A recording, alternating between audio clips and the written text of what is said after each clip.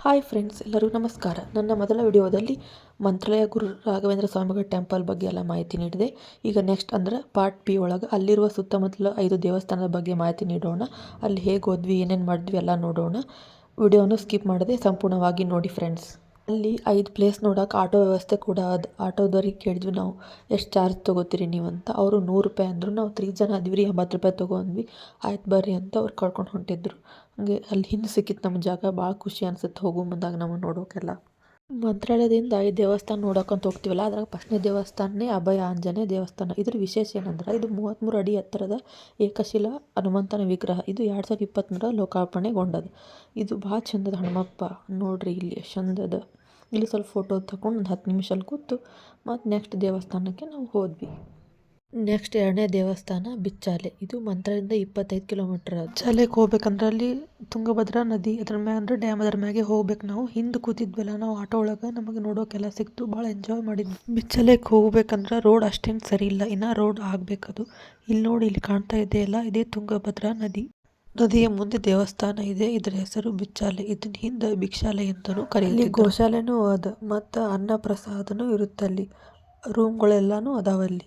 ಇಲ್ಲಿ ಕಾಣುತ್ತಿರುವುದೇ ಬಿಚ್ಚಾಲಮ್ಮನ ದೇವಸ್ಥಾನ. ಈ ಬಿಚ್ಚಾಲಮ್ಮ ಗುಡಿ ದೇವಸ್ಥಾನದ ವಿಶೇಷ ಏನಂದ್ರೆ ಇದು ಬಾಳೆಹಣ್ಣು ಮತ್ತು ಬೆಲ್ಲದಿಂದ ಸಂಪೂರ್ಣವಾಗಿ ಗುಡಿ ಕಟ್ಟಾರಂತ. ಭಾರಿ ಚಂದದ. ಈಗ ಹೊಸ್ದಾಗಿ ಆಗ್ಯದ ಇದು ಗುಡಿ. ನೋಡೋಕರ ಭಾಳ ಚಂದ. ಅಲ್ಲೇ 5 ನಿಮಿಷ ಕೂತ್ವಿ, ಫೋಟೋ ತಗೊಂಡು ಮತ್ತು ಮುಂದೆ ಹೋದ್ವಿ. ಅದು ನಾಗಪ್ಪನ ದೇವಸ್ಥಾನ ಇತ್ತು, ಅಲ್ಲಿ ನಮಸ್ಕಾರ ಮಾಡಿ ಮುಂದೆ ಹೋದ್ವಿ. ತುಂಗಭದ್ರಾ ನದಿ ನಡಬರ್ಕೆ ಇದು ದೇವಸ್ಥಾನ ಅದ. ಭಾಳ ಚಂದದ ಇದು ಗುಡಿ. ನೋಡ್ರಿ ಇಲ್ಲಿ ಕಾಣತ್ತದಲ್ಲ, ಇದೆ ಏಕಶಿಲಾ ವೃಂದಾವನ. ಪಕ್ಕದಲ್ಲೇ ನದಿ ಇದೆ. ಇದೇ ನೋಡಿ ತುಂಗಭದ್ರಾ ನದಿ. ನಾವಿಲ್ಲೇ ಸ್ವಲ್ಪ ಹೊತ್ತು ನಿಂತು ಫೋಟೋ ತಗೊಂಡ್ವಿ. ಈ ಬಿಚ್ಚಾಲೆಯ ವಿಶೇಷ ಏನು ಅಂತಂದ್ರೆ, ಬಿಚ್ಚಾಲೆಯಲ್ಲಿ ಹಿಂದೆ ಗುರುಕುಲ ಪದ್ಧತಿ ಇತ್ತಂತ. ಅಂದ್ರೆ ಗುರು ರಾಘವೇಂದ್ರ ಸ್ವಾಮಿಗಳ ಪರಮ ಶಿಷ್ಯರಾದ ಅಪ್ಪಣ್ಣಾಚಾರ್ಯರು ಗುರುಕುಲದ ಮಕ್ಕಳಿಗೆ ಇಲ್ಲಿ ವೇದ ಪಾಠ ಹೇಳ್ಕೊಡ್ತಿದ್ರಂತ ಈ ಜಾಗದಾಗ. ಇದೇ ನೋಡಿ ಏಕಶಿಲಾ ವೃಂದಾವನ. ಹಾಗೆ ನಾಗದೇವತೆಗಳು ಅಲ್ಲೇ ಇದಾವೆ.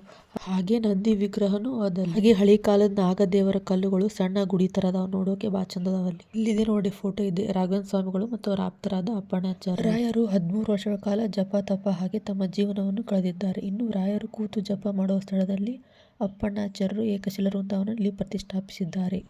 ಇಲ್ಲಿ ಕಾಣ್ತಾ ಇದೆ ಎಲ್ಲ ರಾಯರಿಗೆ ಬಳಸುತ್ತಿದ್ದ ಒರಳುಕಲ್ಲು.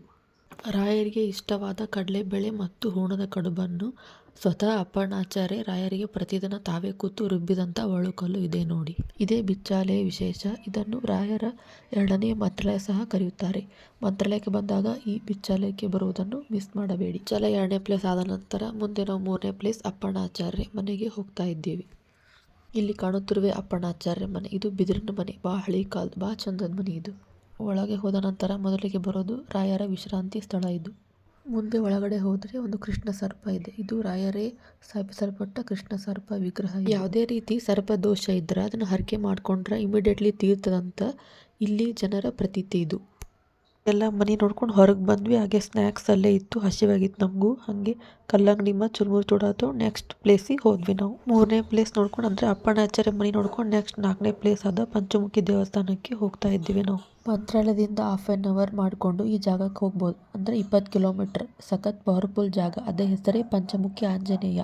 ನಾರ್ಮಲ್ ದರ್ಶನ ಕ್ಯೂನಲ್ಲಿ ಹೋಗ್ಬಾರ್ದು, ಯಾಕಂದ್ರೆ ಆಂಜನೇಯ ಪಾದಗಳ ಗುರುತು ನೋಡಬಹುದು. ಈ ಸ್ಟೋರಿ ಏನಂದ್ರೆ, ಆಂಜನೇಯ ಸ್ವಾಮಿ ರಾಯರಿಗೆ ಸ್ವತಃ ಮಂತ್ರಾಲಯಕ್ಕೆ ಹೋಗಕ್ಕೆ ದಾರಿ ತೋರ್ಸ್ಯಾರಂತ ಇಲ್ಲಿ ಜನ ಹೇಳ್ತಾರೆ. ಇಲ್ಲಿ ಇನ್ನೊಂದು ವಿಶೇಷ ಏನಂದ್ರೆ, ಆಂಜನೇಯ ಪಾದರಕ್ಷೆಗಳು ಅದಾವಲ್ಲ, ಅವು 5.5 ವರ್ಷಕ್ಕೊಮ್ಮೆ ಪಾದ ಸವಿತಾವಂತ. ಹಿಂಗೆ ಹನುಮಪ್ಪ ನಮಸ್ಕಾರ ಮಾಡ್ಕೊಂಡು ಇನ್ನೊಂದು ಬಾಜು ಗುಡಿ ಅದ. ಅಲ್ಲಿ ಹೋಗ್ಬೇಕಂದ್ರೆ ರೋಡ್ನಾಗ ಈ ಥರ ವಿಚಿತ್ರ ಬಂಡೆಗಳು ಸಿಗ್ತಾವೆ. ಅಂದ್ರೆ ಇಲ್ಲಿ ಕಾಣತಾವಲ್ಲ ಬೆಡ್ ಪಿಲ್ಲೋ, ಈ ಥರ ಬಂಡೆಗಳು ಕಾಣ್ತವೆ ಇಲ್ಲಿ. ತುಂಬ ವಿಚಿತ್ರ ವಿಭಿನ್ನವಾದ ಬಂಡೆಗಳು ನೋಡಬಹುದು. ಒಂದು ಅದ್ಭುತನೇ ನೋಡಿದ ಹಾಗೆ ಅನಿಸ್ತದೆ ಇಲ್ಲಿ. ನೀವು ಮಿಸ್ ಮಾಡ್ಕೋಬೇಡಿ. ಮಂತ್ರಾಲಯಕ್ಕೆ ಬಂದರೆ ಈ ಜಾಗಕ್ಕೆ ಒಮ್ಮೆ ವಿಸಿಟ್ ಮಾಡಿ. ಪ್ಲೇಸ್ ನೋಡ್ಕೊಂಡು ಹೊಳ್ಳಿ ಮಂತ್ರಾಲಯಕ್ಕೆ ಹೋದ್ವಿ. ಅಂದರೆ ಟೈಮಿಂಗ್ 4:15ರಿಂದ 7:15 ತನಕ ಆಗುತ್ತೆ. ಒಂದು 3 ತಾಸು ತೋರಿಸ್ತಾರೆ ಅವರು. ಹೊಳ್ಳಿ ಮಂತ್ರಾಲಯಕ್ಕೆ ಹೋಗಿ ರೂಮಿಗೆ ಹೋಗಿ ಫ್ರೆಶಪ್ ಆಗಿ ಮತ್ತು ಸಂಜೆಕಲ್ಲಿ ರಥೋತ್ಸವ ಅದಾವೆ, ಅವು ನೋಡೋಕೆ ನಾವು ಹೋದ್ವಿ. ಸಂಜೆಕಲ್ಲಿ 5 ರೀತಿ ರಥೋತ್ಸವ ಮಾಡ್ತಾರೆ. ಅಂದರೆ 7ರಿಂದ 8, 8:30 ತನಕ ಆಗುತ್ತೆ. ಅಲ್ಲಿ ಯಾವ ರೀತಿ ರಥೋತ್ಸವ ಮಾಡಿದ್ವಿ, ಏನು ನೋಡಿದ್ವಿ ನೆಕ್ಸ್ಟ್ ವಿಡಿಯೋದಲ್ಲಿ ಅಪ್ಲೋಡ್ ಮಾಡ್ತೀನಿ. Thank you friends.